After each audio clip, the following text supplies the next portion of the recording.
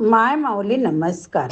त्रिवेणी ओवी जागर उपक्रमात आयुर्वेद जागरमध्ये आज आपण आयुर्वेदातील नित्य औषधी उपयुक्त त्रिफळा चूर्ण, तुम्हा सगळ्यांना परिचित, प्रत्येकाच्या घरात हे औषध असतंच.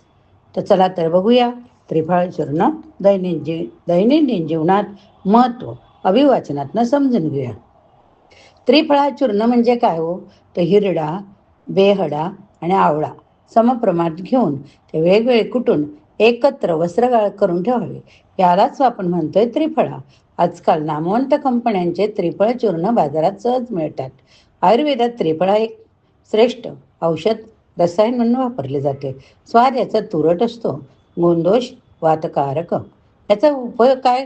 तर बद्धकोष्ठतेमध्ये त्रिफळा चूर्ण 1 ते 3 चमचे घेऊन 1 ते 2 कप पाण्यात उकळून ते पाणी झाकून ठेवावे. कोमट झाल्यावर त्यात 1 चमचा साजूक तूप घालावे. त्यामुळे सतत त्रिफळा चूर्ण घेऊन देखील त्याचा त्रास होत नाही. अजीर्णामुळे येणारा ताप, विषमज्वर यात देखील त्रिफळा चूर्ण उपयोगी. मेदाच्या विकारात साबणाऐवजी त्रिफळा चूर्ण अंगास लावल्यास घामाच्या प्रमाण कमी होऊन अंगाची दुर्गंधी कमी होते. डोळ्यांची शक्ती टिकून राहण्यासाठी रोज रात्री जुन्या मधाबरोबर त्रिफळा चूर्ण चाटून खावे.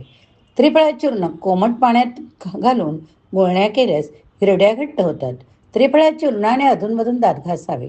त्वचा विकार, वरण यामध्ये त्रिफळाच्या काड्याने जखम धुतल्यास भरून येण्यास मदत होते. दुर्बळ लोकांनी त्रिफळा चूर्णाबरोबर नवीन मध आणि तूप मिसळून चाटावे. मधुमेहामध्ये देखील त्रिफळा चूर्ण घेतल्यास गुणकारी ठरते. त्रिफळा चूर्ण पाण्यात मिसळून केसांना लावल्यास कोंडा कमी होऊन ते केस चमकदार होतात. असं त्रिफळा चूर्ण आपल्या दैनंदिन जीवनात खूप उपयुक्त होय.